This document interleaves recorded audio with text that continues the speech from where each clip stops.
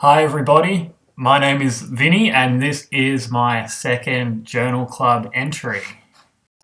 Here is an outline of how the presentation will run today. Okay, so my article is called Sports Dietitian Australia's Position Statement, Sports Nutrition for the Adolescent Athlete. It is from the International Journal of Sport, Nutrition and Exercise Metabolism. It was written by Desbrow, McCormick, Hislop, Sawyer, Burke, Cox, Logan, Shaw, Fallon, Marino, Starr, Vidgen, and Leverett, and it is from the year 2014. The journal has an impact factor of 2.105, and it was funded by Sports Dietitians Australia. They did have a disclaimer that there was funding for this paper, but it was funded by the people writing the paper, so I don't see why there's any cause for concern there. Why this paper? So for those who don't know yet, sport is a huge interest of mine, so I was always going to be attracted to this sort of paper. I also wanted to find a Australian position statement because I feel that knowledge would be more useful for us as Australian aspiring dietitians. It's also important to have a strong knowledge of all age groups and what their requirements are.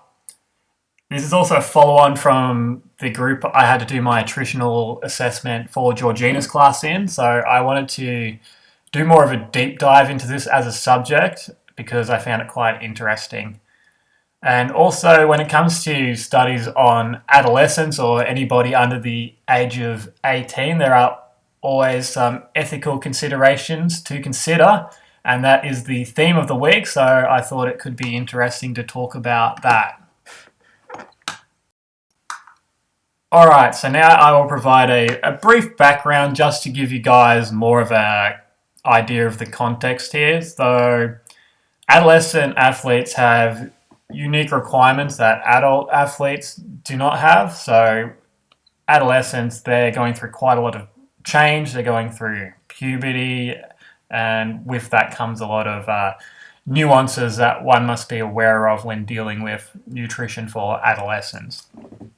So this was an independent review of the literature conducted by Sports Dietitians Australia and a bunch of other key stakeholders. So those stakeholders included university professors, which were experts in this field. There was a representative from the Australian Institute of Sport. There were sport and exercise medicine specialists. There was a representative from the Royal Children's Hospital and one from the Eat Wise for Life Foundation. The main aim of this paper was to provide sports nutrition guidelines for active and competitive adolescent athletes. So the authors ended up having 6 key position statements on 6 different areas of nutrition. So they were total energy consumption and expenditure, body image, macronutrient guidelines, micronutrient guidelines, hydration, and supplements.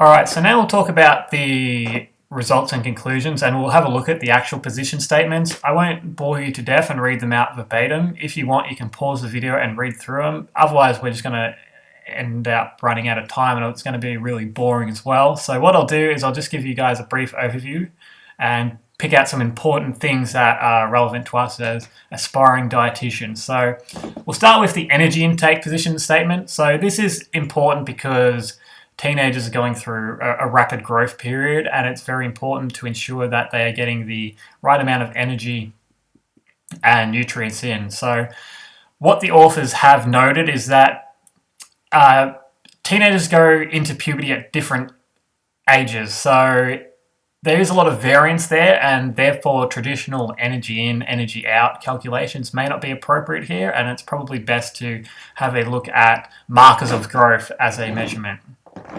The authors also have a position statement on body image. They recognise that at this age level, teenagers are quite susceptible to developing eating disorders, especially those within who are doing a sport that requires a certain body composition. So they they are quite adamant in recommending that a healthy relationship with food be prioritized over any diet that may improve performance, and that those who are responsible for the teenage athlete, whether that be parents or coaches, are made aware of this and ensure that their adolescent athlete is eating correctly. All right, so now we'll talk about the macronutrient position statements that the authors came up with. Protein there wasn't much juicy information there. It's pretty much the same as what we recommend for adults. Where the more nuances come into it is where it comes to carbohydrates and fats. So this is where it's really important to take into consideration what exactly the activity is, because some activities require a higher demand for glucose and some activities require a higher demand of fatty acid oxidation. So it's very important to kind of take into account these factors when you're dealing with adolescent athletes. All right, so these are the micronutrient position statements that the authors came up with. They picked out 3 of interest that were iron, calcium, and vitamin D. And the reason they chose those 3 is not particularly that athletes that are adolescents are susceptible to being low in these. It's that adolescents in general are usually low in this. But in particular, iron is an issue, especially for female athletes. They found that 57% of female athletes are actually low in iron. So it's something that we need to consider. And the takeaway message was that adolescent athletes don't need an excess of these micronutrients and that the recommended daily intake should be enough. However, if that's below the recommended daily intake, then that's something we should, of course, be concerned about. Here is the position statement on hydration. So the authors recommend that teenagers, athletes should be well hydrated pre, before, and post exercise, but it's important to make sure that they're getting fluid from the best sources, which are water and milk, and to avoid things such as sports drinks and caffeinated drinks. Supplementation, they also have a position statement of, and they recommend that it's really to be avoided. The reason being is that it can lead adolescent athletes to overemphasize the effect that supplements may have, and then they may lose sight of how important a well-rounded diet actually is to the performance. And it can obviously lead down quite a slippery, unethical slope. Alright, so now moving on to limitations. There were some contradictions in the guidelines. For example, the authors willingly admitted that energy calculations were probably not appropriate due to the high variance between adolescents. Yet in the protein section, they referred to a lot of protein calculations to construct their guidelines. I imagine the same limitations would lie within the protein guideline calculations as well. There's certain subjects that there hasn't been much research done into the adolescent population, and there's some ethical considerations that may impact that as well.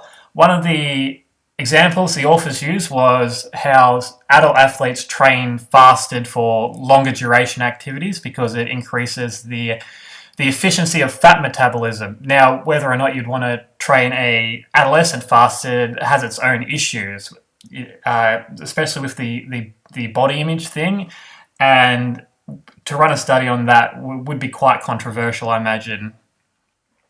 And there's also, as I said, great variance between adolescents, which makes predictive equations and guidelines difficult.